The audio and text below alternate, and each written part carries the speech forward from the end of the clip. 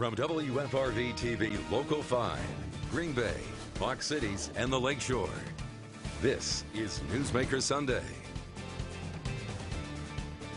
Good morning and welcome to Newsmaker Sunday. I'm Tom Zalaski. Well, everybody loves music, and there have been so many different ways to listen to it, from CDs, cassette tapes, 8-track tapes, and of course those live concerts. This morning we've got a comeback story, especially for you baby boomers. Hang on to that vinyl, because joining us this morning, Todd Magnuson. He owns Rock and Roll Land Record Store on Military Avenue in Green Bay, and Todd is one of the aforementioned baby boomers. Thank you for joining us this morning. Thank you. Much appreciated. The store, Rock and Roll Land, for those who have not been there, haven't heard about it, a little history. How long has it been open? We opened in 2011 basically as a used record store, and we really focused on the used vinyl and bringing that back. We took a chance and saw that there was a market for it and an interest in the records, and a big record collector myself. It was just a little passion and a dream, and opened up a little record store in 2011. Opening any business is always a risky endeavor. What were your feelings going into it, saying, do I really want to open up a record store? It was crossing our fingers, and you know, my kids were out of the house at that point, and my wife's got a good job, and it was kind of do or die, and we, you know, hope for the best, and started out with a lot of our personal stuff.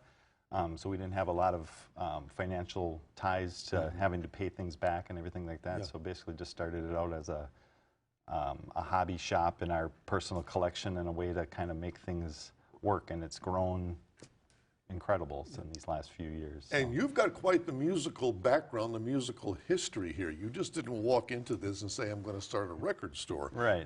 Take us back to Todd. So like I said, big collector. I mean, I've been buying records since I was 10 years old. Grew up in Green Bay, grew up in Menominee Falls, which is in the Milwaukee area. Right. Still remember fond memories of going to record stores back in Menominee Falls, and had a bar, did a lot of entertainment back in the day in the 90s here in Green Bay, and then worked at Oneida Casino in the entertainment team there. Was able to bring in a lot of great acts there and help do that. And then getting into the records, or opening up a record store was just a good fit. Earlier this year on this program, we had Tom Smith from the Exclusive Company, and yes, of course the Exclusive Company no longer in existence. Did the closing of the Exclusive Company impact your business? Did it impact any of your decisions, or was that a non-entity? It's definitely made an impact. Yep. You know, those are definitely huge shoes to fill, and I'm stepping up to the task. I still have a long ways to go. Obviously, with their longevity and the history there, the several locations throughout Wisconsin, their inventory, I've probably tripled my new inventory since the closing of Exclusive Company. And I remember hearing rumors like last January that they were going to close, and I couldn't believe it. I still can't quite believe it. I still can't quite wrap my head around that they're gone. And I'm like, they're not closing. There's no way. And then, you know, then it came true come spring, and I was shocked. So I kind of was preparing for that endeavor, and I feel like I stepped up a little bit now, and I got a long way to go yet. But like I said, I've tripled. Since last January, I've tripled my new inventory, and then still focusing on the used. I still buy big collections weekly, monthly. So you're buying collections? Oh, yeah. From where? Are people offering them up? A lot of times, probably a good 90% of the time, people bring the collections into the store, and it's either a yes or no.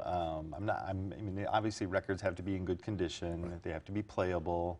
You know, they can have some jacket issues and some stuff, as long as they're not water damaged and moldy, and you know, there's a lot of factors involved. If it's a good player copy of something, you know, I'm happy to make an offer, and 9 times out of 10 I make an offer on the whole thing. I take the bad with the good. There's always somebody looking for a cheap starter copy of a Beatles record or whatever, you know, so there's always somebody beginning to somebody wants an upgrade. We have much more to come, Todd and Rock and Roll Land, so please stay with us.